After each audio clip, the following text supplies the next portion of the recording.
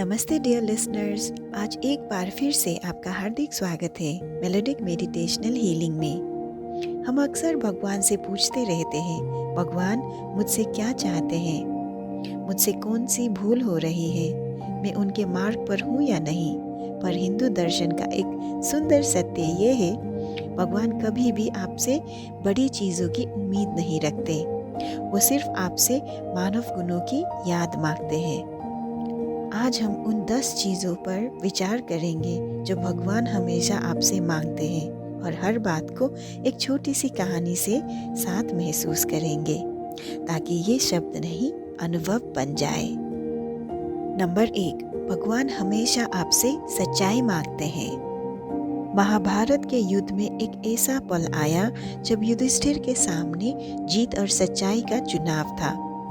अगर वो एक छोटा सा झूठ बोल देते तो युद्ध का पलटवार संभव था, पर युधिष्ठिर का मन कांप गया। उन्होंने महसूस किया जीत से बड़ा कुछ और है। उन्होंने सच का साथ चुना। भगवान कृष्ण मुस्कुरा दिए, क्योंकि भगवान के लिए जीत या हार से महत्वपूर्ण है आत्मा की पवित्रता। भगवान आपसे ये नहीं पूछते कि दुनिया के सामने आप क्या बन गए, वो ये पूछते हैं कि क्या आप अपने मन के सामने सच्चे रहे। नंबर 2, भगवान हमेशा आपसे करुणा मांगते हैं। एक बार गौतम बुद्ध के पास एक व्यक्ति क्रोध और अपमान लेकर आया। उसने कठोर शब्द कहे, पर गौतम बुद्ध शांत रहे। जब सब कुछ खत्म हो गया, गौतम बुद्ध ने सिर्फ इतना पूछा, जो उपहार स्वीकार न किया जाए वो किसके पास रह जाता है।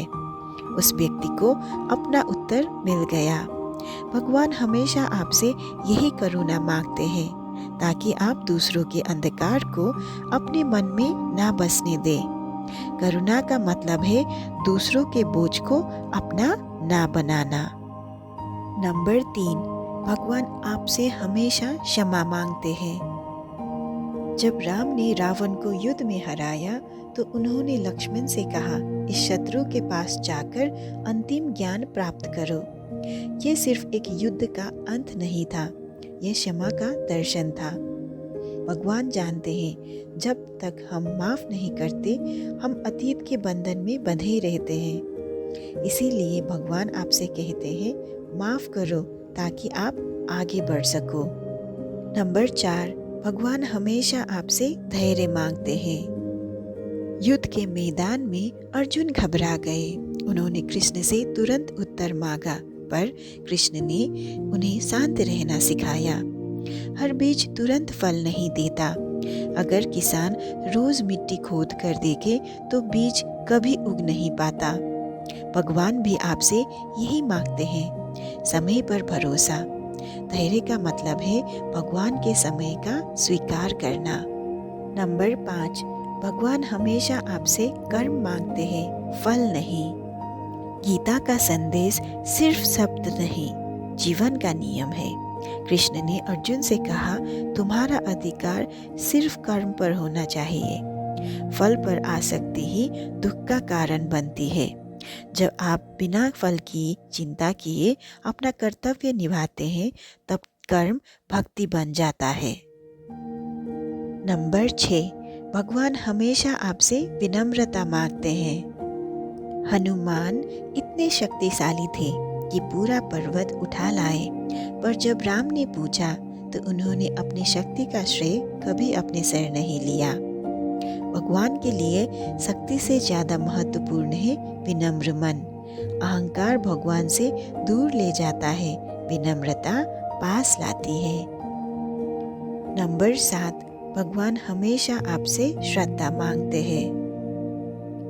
मीरा के जीवन में भय के अनेक पल आए, पर उन्होंने अपनी श्रद्धा नहीं छोड़ी।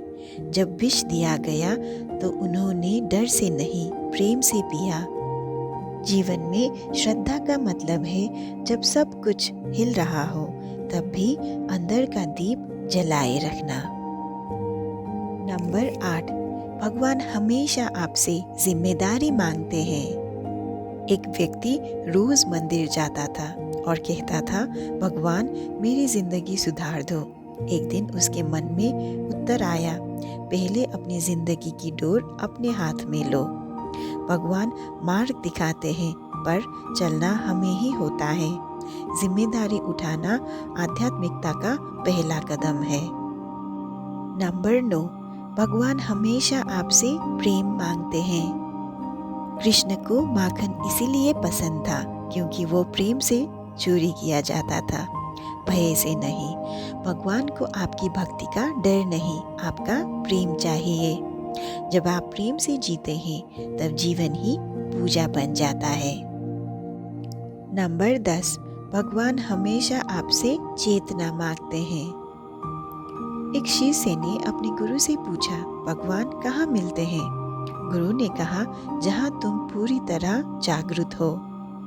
चेतना का मतलब है अपने विचारों, कर्मों और भावना को समझना।